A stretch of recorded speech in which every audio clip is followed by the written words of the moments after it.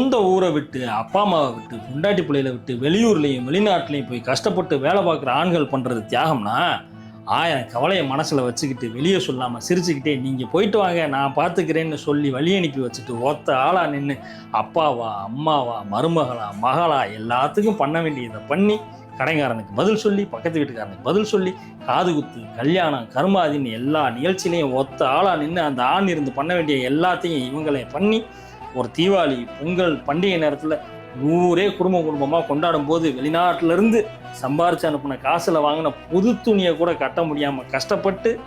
கணவனையை நினச்சிக்கிட்டு அந்த கணவன் ஊருக்கு வர அந்த 10 நாள் தீபாவளியாகவும் பொங்கலாகவும் நினச்சி சந்தோஷப்பட்டுக்கிட்டு அந்த 10 நாள் அவன் வாய்க்கு ருசியாக நான் சமைச்சு போடணும்னு சமயக்கட்டி கெதின்னு இருந்து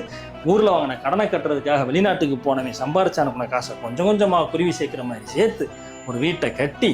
அவன் போனவன் திரும்பி வரப்போ அவனுக்கு இன்னும் சொந்தமாக ஒரு வீடு